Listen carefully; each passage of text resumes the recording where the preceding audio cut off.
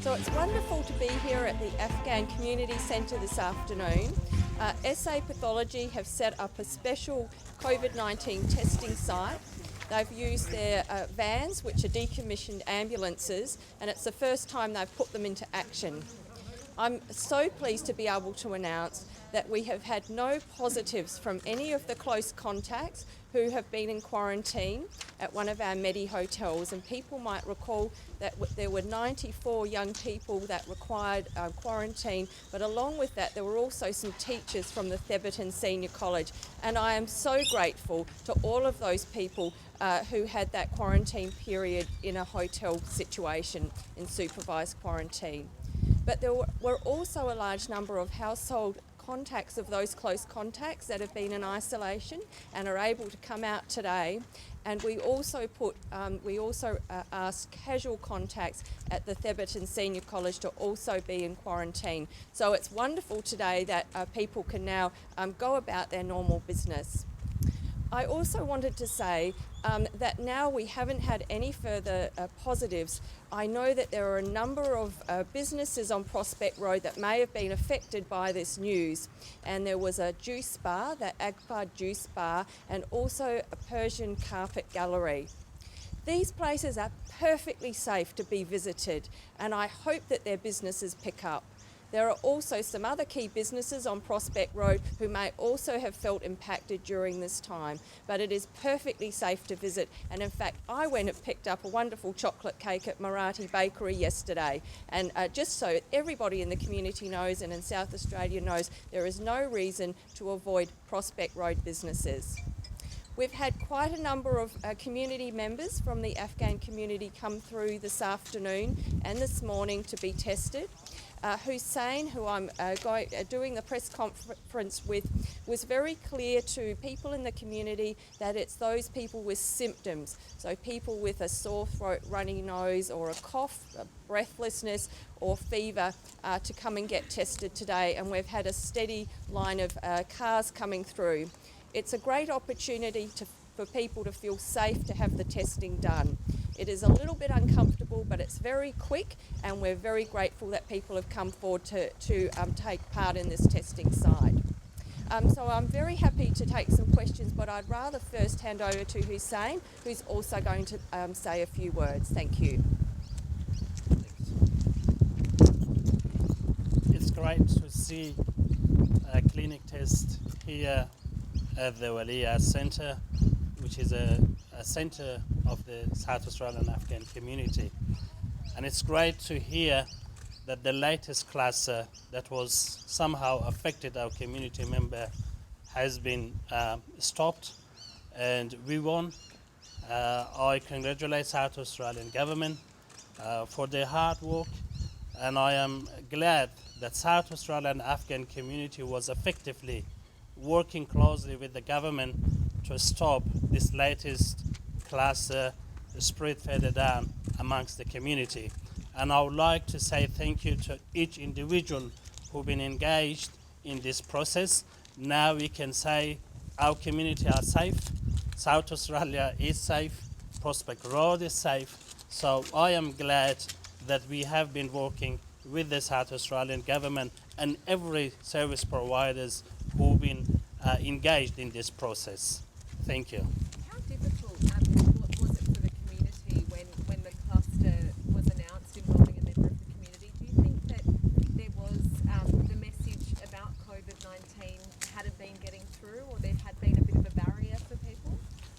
It was a panic and fear at the beginning amongst the community, and also large number of our community members are new arrivals members who are struggling with language barriers, access to information, and therefore we've been working closely with the government to convey the direction and orders amongst our community and let them not to fear, not to panic, cooperate with the government and authorities. And also we work with the community for those who've been isolated in Medi hotels, 1,100 people who've been isolated at their houses. So the community received messages into their own languages, and they've been pretty clear what are the message, so it has stopped them to be fear or panic. And is that something that's just come about since the Thebarton cluster in terms of having the message in their own language? Is that something that happened as a result of this cluster? No. Since the beginning of pandemic, we have gradually receiving messages from federal government, from state government in our languages, and we provide all of those information within the community in the languages that community speak. Were there some initial hiccups with the language from the federal government? There was some translations that weren't quite right. Did that affect your community? No.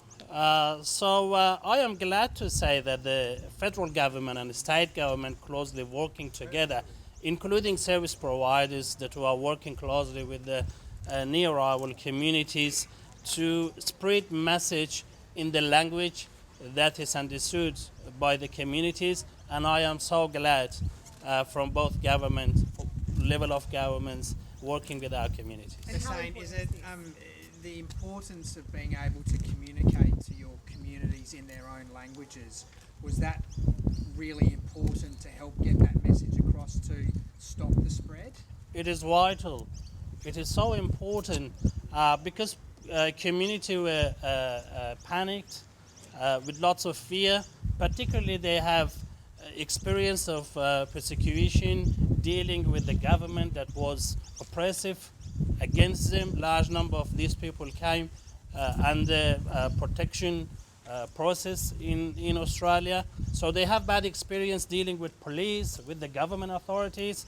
Now that the community were engaged directly with the process, giving a right message from the government, it is vital, it is very important, and I thank the South Australian government to pick this very quickly at the beginning of this latest cluster. And are And there how- translators here today? What makes this clinic different to other ones? Yes, today we have Dari, Persian, Hazaragi and Pashtun translators here. They speak community's language. If there are an issue, people can speak. If there is a question, people can speak. It is totally different to the other places where people know what to do, what to say, and what the communication is between the authorities and between the community members. What's been the demand like today? It was pretty good. Early morning was very busy, and gradually it is coming people for tests. And just to let you know that we just announced for people who have symptoms, not each individual of the community. So every individual, only individual who have symptoms, they can come test here. Do you think a clinic like this with translators, was it something that you were desperately seeking? Was it long overdue? Correct. It's timing. And it's very important. Firstly, this center is well known for the community. No one could lose this. From any corner of South Australia, if we say Walia Center, they could know where is it. Translators are here, community leaders are here. We have tens of volunteers who've been working on this process since first day and since early morning today. So people know where to go, who to speak, which language to speak, and they are familiar with the address. But do you think these people wouldn't be getting tests if it wasn't for this clinic? They wouldn't be driving into the city? It's difficult to say this, but for sure, this test today is more encouraging them to come here today. Otherwise, they would say, okay, this is a simple flu, then that's okay. But today, they came here, they tested. Is that still a sentiment you hear expressed that it is a simple flu, or do you think the message is getting through more broadly now that it's much more devastating than a simple flu? No, the latest cluster improves that this virus is very dangerous. It's not a simple flu. It could endanger the whole community. We should be very careful. Any symptoms is a sign, and we should not ignore even a single symptoms of the virus. And that's that's clear to communities in your experience who are not naturally English speakers? Absolutely, because we receive different messages, information from federal and state government, and we are clear about that this virus is very dangerous. Our community members, wider community members are experiencing now in Victoria, and it is a big headache now in Victoria. We don't want it to happen here, and we praise our South Australian government for this. Okay, thank you. Thanks. Professor, can we ask you a couple of extra questions? Tell us your reaction last night when you got the news that the 94 close contacts had been cleared. Oh, look, I was extremely pleased for the state, but also for all of those people who had the test done. I'm sure they had their fingers and toes crossed waiting for the results, so it's very good news. Now, you may recall I'm always slightly cautious. We've had the 2 weeks, which is that incubation period. I like to see 2 full incubation periods before I say we're home and hosed, but I think we're in a very good position. As I'd explained a week ago, we were going to do a little bit more than we normally do in terms of putting people and asking people to go into quarantine, and it is because this is a very, very dangerous virus. We haven't had a case in South Australia for such a long, relatively long time, and we certainly haven't had any community transmission. We've also gone back to a very nice lifestyle with many businesses now opening up almost back to business as usual, but importantly remaining COVID safe. So we need to make sure that if we do get any cases at all, we act very swiftly. So the Thebarton cluster, has it been shut down? Are we home and hosed with that one? I would like to see full 2 incubation cycles, which is that 14 times 2 days, so 28 days, but I'm very pleased that we have those results through yesterday. It's very pleasing. In 2 weeks' time, if there's no positive results out of these people who've been released, then you'll feel comfortable that that cluster's been shut down. Look, I'm always conservative. You know I'm a positive person. Let's just celebrate today that we haven't had any results that have come back positive. Yesterday's positive case tested positive on day 12 of quarantine. These people today that have been released, I think it was more than 1,100 who were released from hotels, are on day 14. How comfortable are you that they're definitely not a risk in the community, given they've been released 2 days after someone has tested positive? Yes, so we have our process in South Australia is to do the test on day 12 of a 14-day quarantine, because of course you do need time to have that test come back.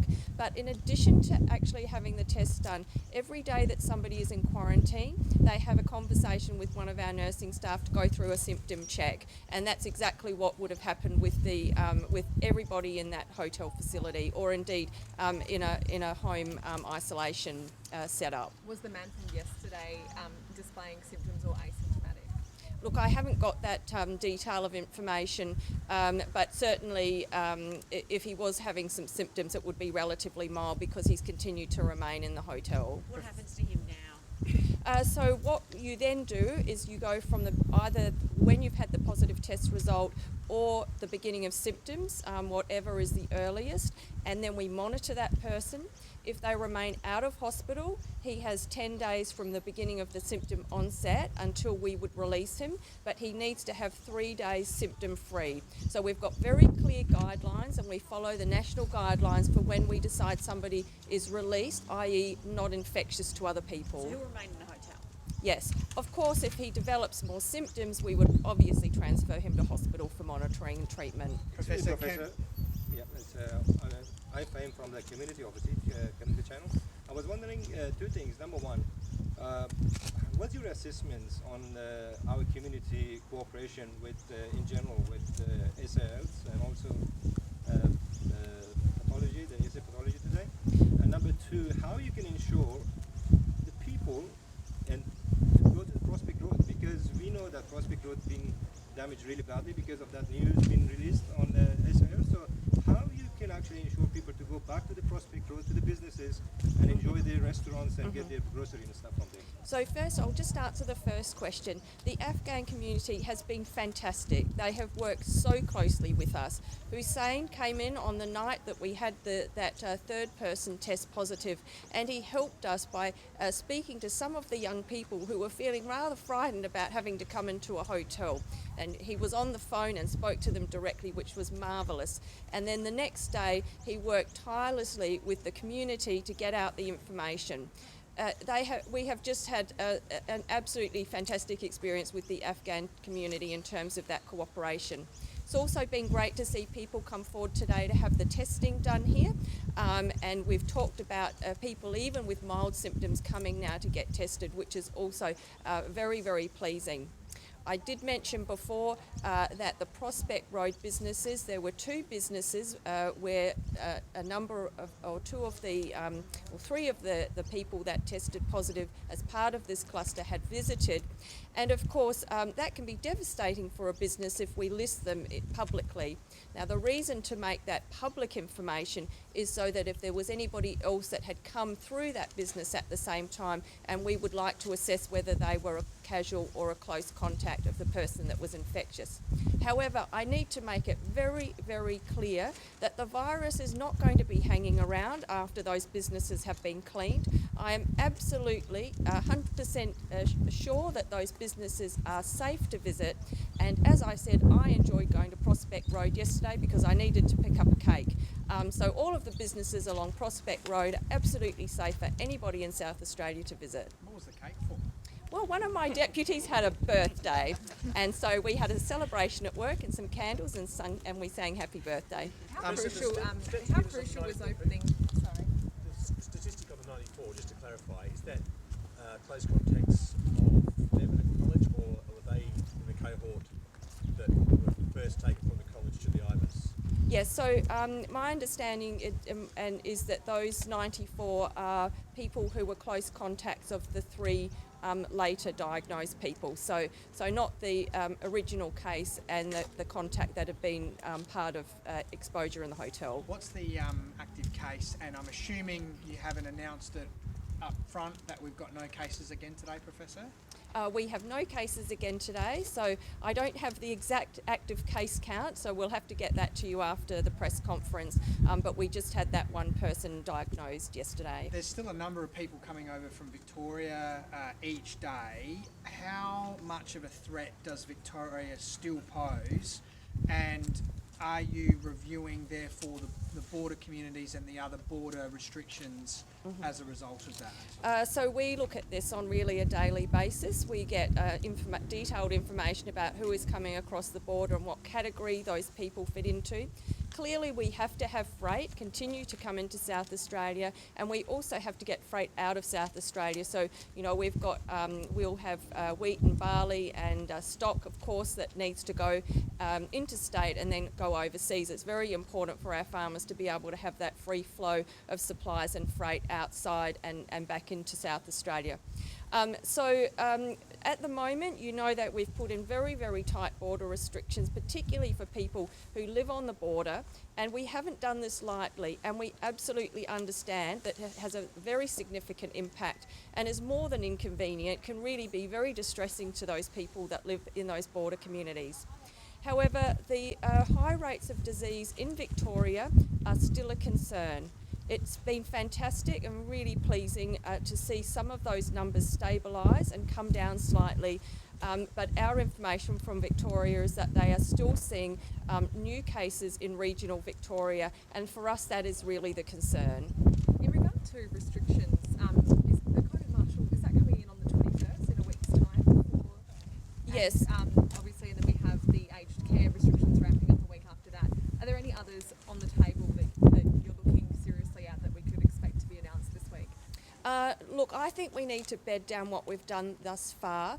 having the COVID marshals get up to speed is really a large piece of work, not just for our department in terms of having the training, but also for all of those businesses that it will impact. What we know from interstate, particularly New South Wales experience, is having a good COVID marshal it really makes a big difference in a venue, and so we look forward to being able to implement that here in South Australia. And that's really those sorts of things are really our defence in South Australia for having cases of this virus in the future. Professor, given the new crackdown that you've announced on the border, therefore that you are going to expect, and I'm understanding that you have had an influx of people seeking exemptions. Can you talk us through what you're now looking at in terms of the exemptions, and will there be a little bit more leniency with that, or with people asking for exemptions? We will be looking very, very closely at the exemptions. When we look at essential workers, we're looking at whether the work is essential for South Australia, not essential, unfortunately, for Victoria. So we have a very rigorous exemption process where we have a large a group of people who are expert and look at all of these applications, and we'll continue to look at that. What our really most important for us is that we keep South Australia safe. Have you seen an influx of exemption applications in the last few days since the border restriction? We haven't had there's not been a particularly high increase, but we have certainly had a steady stream that we're working through. And is So I this appreciate your is this time. testing clinic permanent? No, what we've done today is what we call a pop-up clinic. So we're using one of our decommissioned ambulances that we've had it fitted out, and what we've done today is, in a sense, giving the community an experience of what we would need to do if we had future cases. And our intention, and SA Pathology's intention, is that this is very mobile and we can pop it up exactly where we need it when we need it. So at this stage, is it just today? Yes, so Yeah. it's just Thank for you. today. Sorry, Yeah. sorry, Chris. That's all right. I'm sorry I'm late. I just wanted to see if you could possibly map out that prospect scenario, which perhaps Mr. Spurrier of. Is there an announcement done on an official, or was that announced yesterday? No, so sorry. The case from yesterday is somebody in a quarantine hotel, so not at all related to this Thebarton cluster. We've had no further cases at all. All the results have come back negative. So everyone from the Thebarton cluster is out of quarantine? Yes. And it's been shut down? Yeah. Thank you. Thank you very Thank much. you. Thank you, Professor.